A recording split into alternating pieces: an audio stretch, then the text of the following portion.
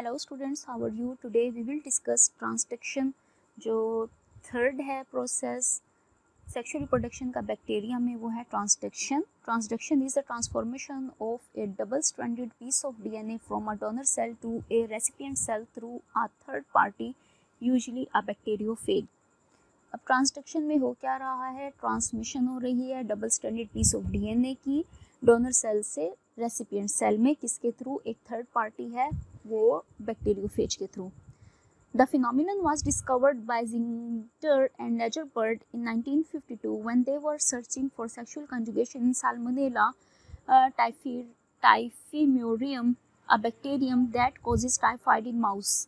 अब ये फिनोमिनन उन्होंने डिस्कवर्ड किया. कौन से साइंटिस्ट ने? जिंजर ने एंड लेजरबर्ड ने 1952 में, जब वो सर्च कर रहे थे सेक्सुअल कंजुगेशन साल्मोनेला पे, जो एक बैक्टीरियम है जो कॉज करता है टाइफाइड माउस में.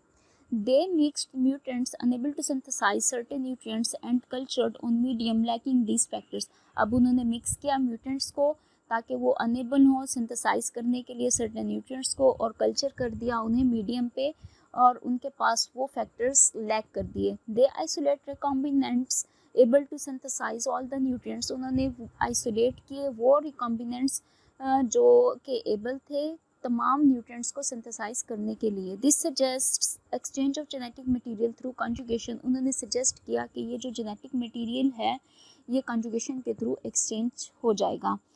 अब आप फिग 2.9 में देखें transduction in bacteria. Number A पे देखें, ये वायरस है. अब यहाँ पे इसकी असेंबली हो रही है और नेक्स्ट पे इसने क्या किया?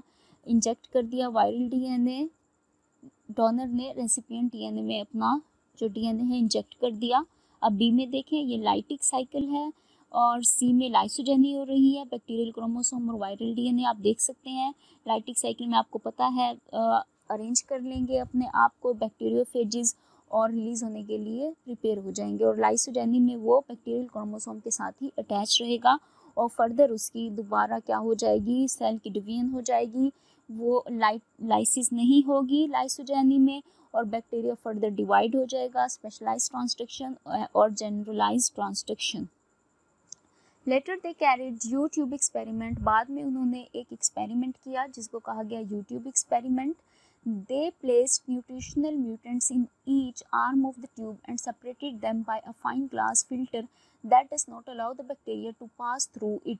तो उन्होंने प्लेस कर दिया एक न्यूट्रिशनल म्यूटेंट्स को ट्यूब के एक आर्म में, और सेपरेट कर दिया एक फाइन ग्लास फिल्टर के थ्रू, के जो अलाउ नहीं कर रहा था कि बैक्टीरिया जो है उसमें से पास हो सके.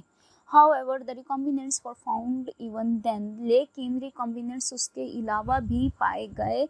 बैक्टीरिया को अलाउ नहीं किया गया था गुजरने के लिए, लेकिन फिर भी रिकॉम्बिनेंट्स पाए गए. This rules out conjugation. Zingerberg and Lagerbird suggested that some filterable agents is responsible for exchange of genetic material. Zinger and Lagerbird ने ये suggest किया कि जो कुछ filterable agents हैं वो responsible हैं exchange of genetic material के. It was also observed that this agent is not destroyed the डीऑक्सीराइबोन्यूक्लियेज. और उन्होंने ये बात भी ऑब्जर्व की कि ये जो एजेंट हैं ये डिस्ट्रॉय नहीं कर रहे डीऑक्सीराइबोन्यूक्लियेज को. This suggests absence of transformation. और फिर उन्होंने सजेस्ट किया कि यहाँ पे ट्रांसफॉर्मेशन नहीं हो रही. It was soon found that this filterable agent is a phage virus और बैक्टीरियोफेज. बाद में ये देखा गया कि ये जो फिल्टरेबल एजेंट थे ये फेज वायरस था या फिर bacteriophage. Later the phenomenon was also observed in E coli. इसके अलावा बाद में ये जो फिनोमिनन है ये ई कोलाई में भी ऑब्जर्व किया गया. Now mechanism of transduction. Transduction का मैकेनिज्म देखते हैं. During infection, the bacteriophage or phage virus attaches itself to surface of the bacterial cell and injects its DNA into the cell.